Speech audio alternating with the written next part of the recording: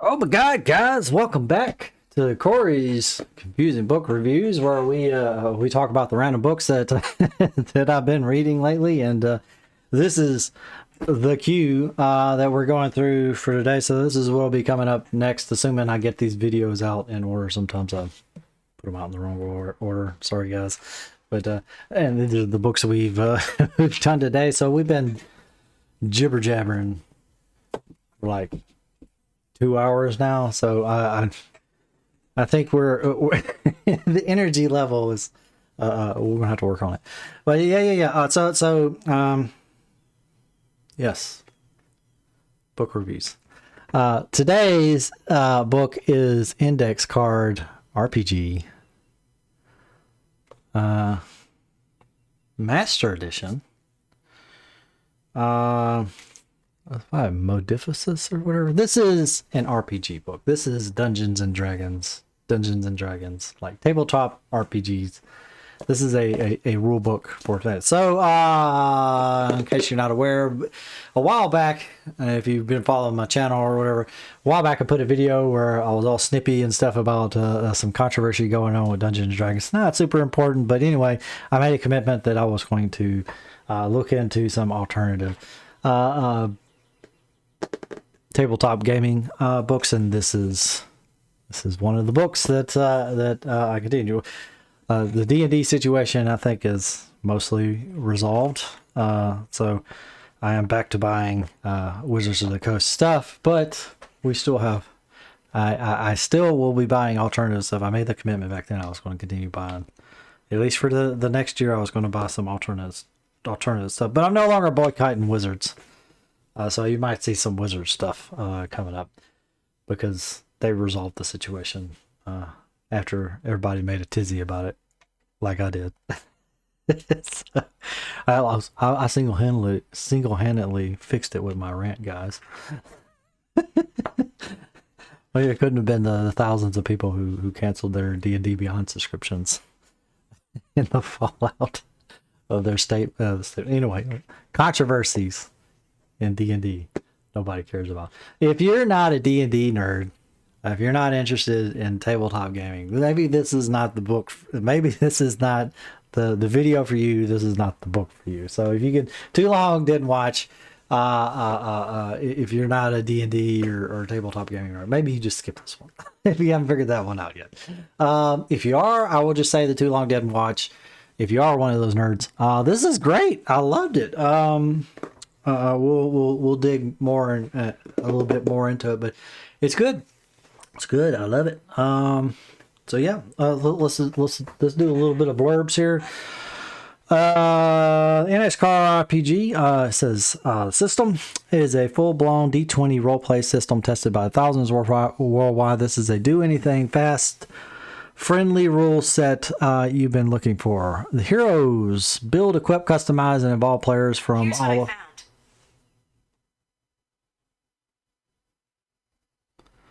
Siri just Googled Dua Lipa. Is that her name? Dua Lipa? Lipa?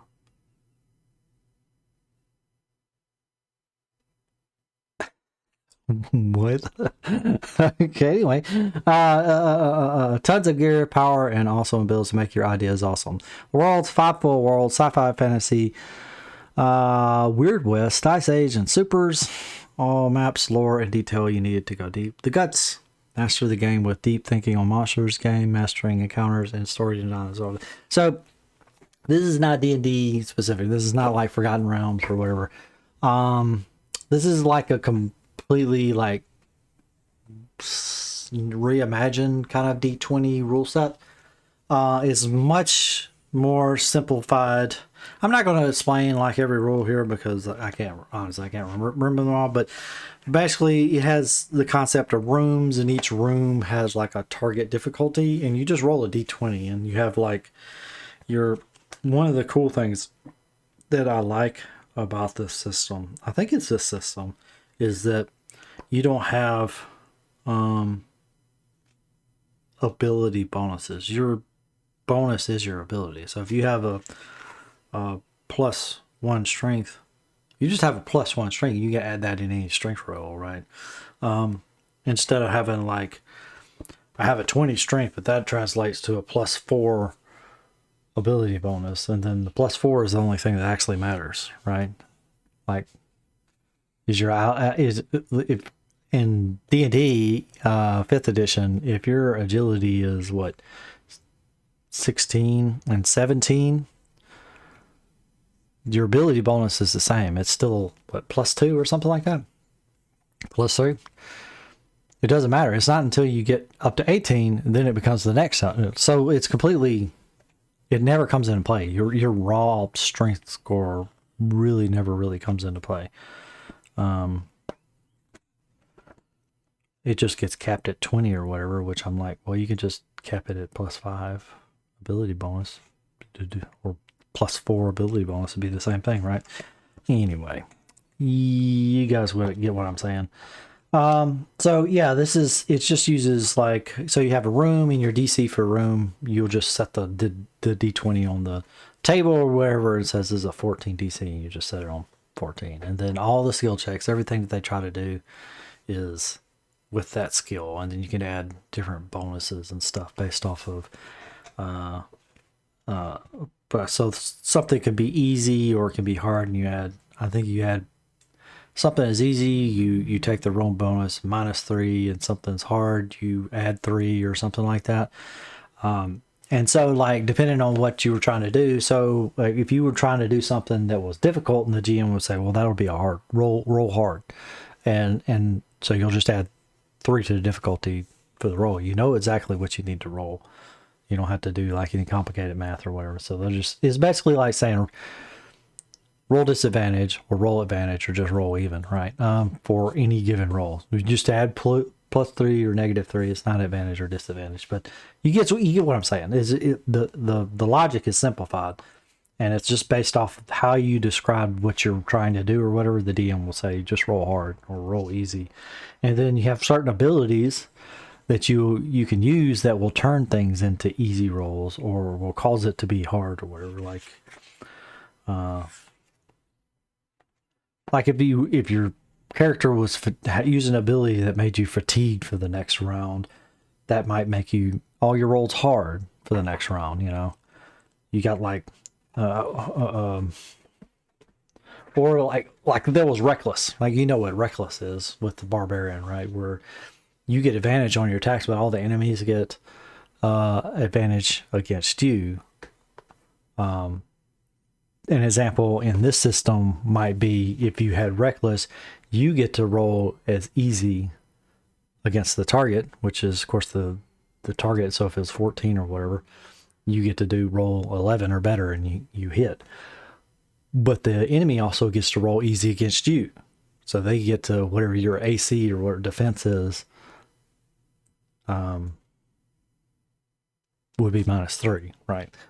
That kind of thing. I'm not going to get into details, but basically there are simplified rules for rolls. You have like the concept of a room difficulty, and each time you move in a room. So like if you're going through a dungeon, as you get deeper in the dungeon, the difficulty kind of goes up in each room, and then maybe it climaxes, and then it gets less, and then climaxes and get less, and you finally get the boss battle where it's peaked out or whatever. And it's all up to the DM what the room difficulty is.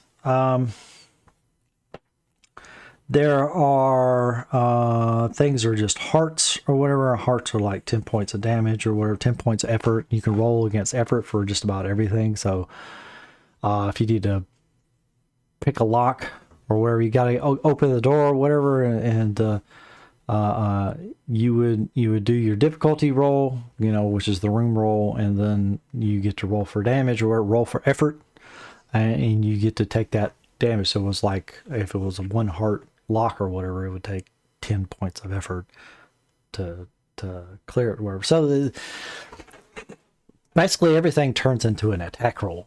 Basically you could put effort into things. You're never really wasted effort. As long as you hit, as long as you quote unquote hit, you chip away at it. So it might take a couple of rounds to like unpick a lock or whatever, but your whole team can work on it. And like, I'm a rogue, I'm going to use pick lock.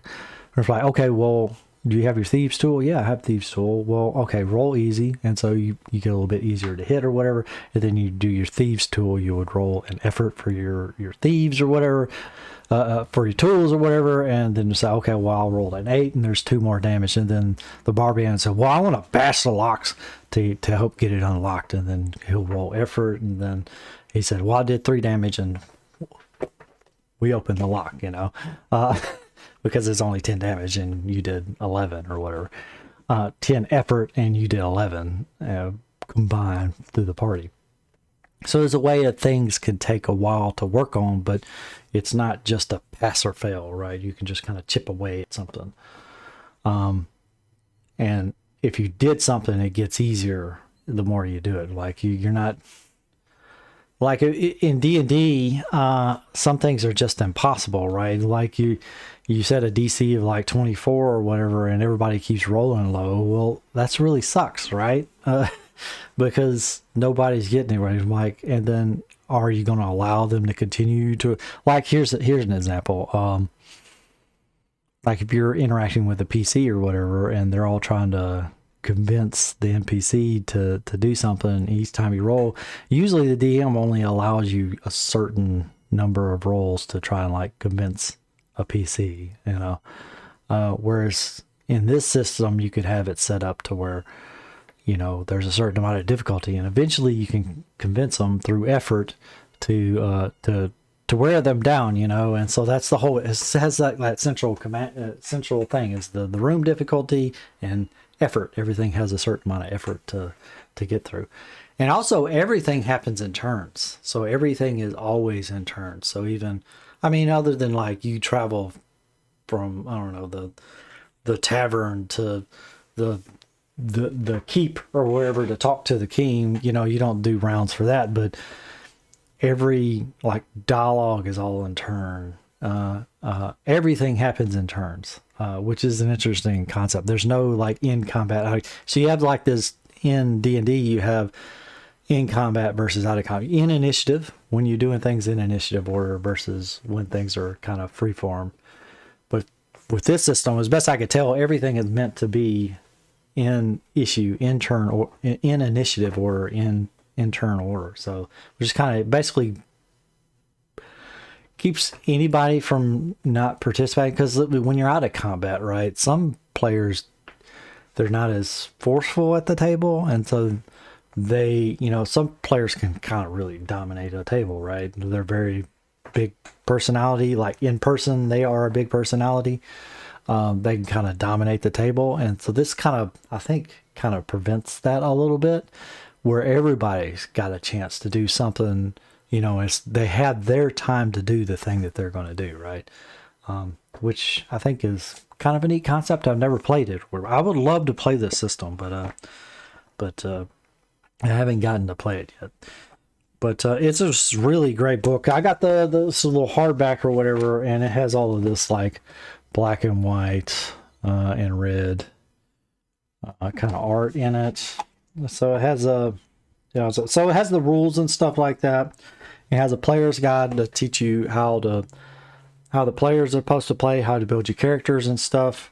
And there's like 4 or 5 different settings. I mentioned on the book, it's got a fantasy, a sci-fi, a kind of weird west, it says, setting, an ice age setting, and basically superhero setting.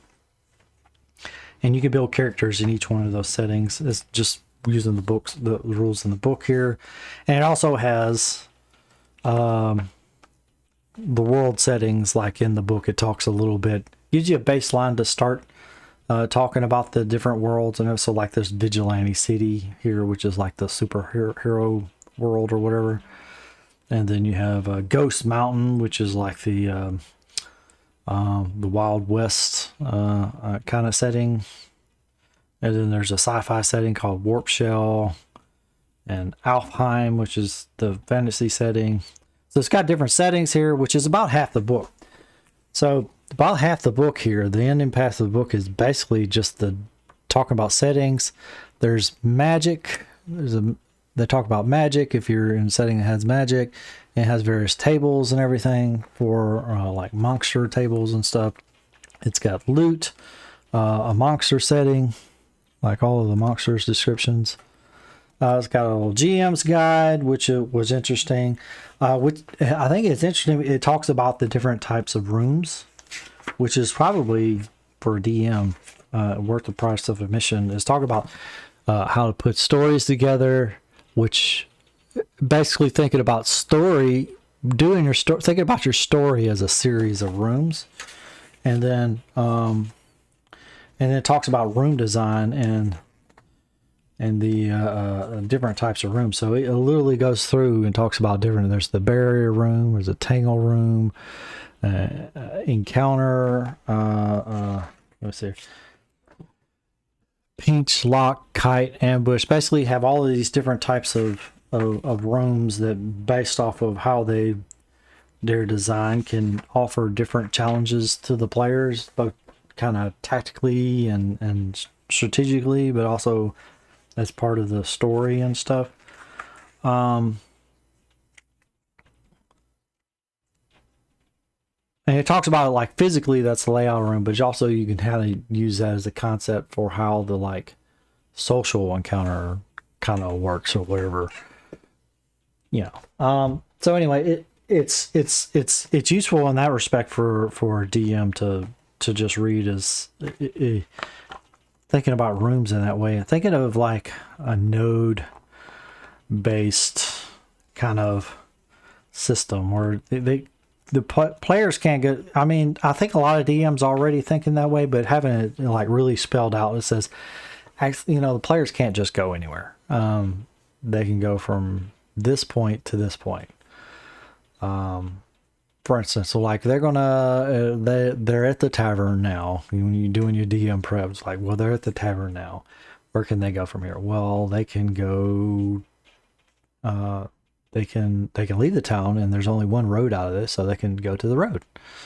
And so maybe something happens at the road, and then from the road they can either go to like the next city, or they can go to an unexplored cave entrance or whatever. So that'll be the next scene. So you have two more nodes. So you have the city and the the cave entrance or whatever, and then they go to the cave entrance. Then they can find a crypt inside. After you go inside the cave, and inside the crypt, maybe there's a treasure room, and then a trap room. Basically, you have all these nodes. You just think everything in nodes, and they can't just go anywhere. They can only go to these nodes. And the players don't know this, but it helps you plan your session. Is have, is that the session is going to be maybe 4 or 5 rooms, right? So you just have to plan out the nodes, the possible nodes for 4 or 5 rooms, and that's the only places the players can go, within a session. And so you've limited the amount of prep that you have to do, and you also have a very clear idea of what can be in these rooms and how to design them as far as the challenges that they're going to face. You have an idea of, like, for instance, you have an idea of like what can happen on the road. Maybe they get attacked by wolves or something, but maybe you don't get attacked by zombies. Maybe, but if the cave, it makes more sense. Maybe there's zombies in there or something. Maybe there's like an undead shrine or something. So you can kind of plan out just the locations, and the nodes themselves kind of lend themselves to certain encounter designs that would only be appropriate in this one location. That kind of thing. It's basically the constraint makes it easier to plan a session or whatever. We are kind of like 5 minutes over time. I try to limit these like 10 or 15 minutes. So I would recommend this book. I got this. I think they offer in a paperback book. I do believe you can just get the PDF of like the basic version or whatever. But if you do like the physical books or whatever, I do highly recommend that you get the Index Card RPG Master Edition if any of this sounds interesting to you. Anyway, I will see you guys next time. We'll be talking about another programming book clean architecture for next time. So I'll see you guys probably next week. Anyway, bye guys.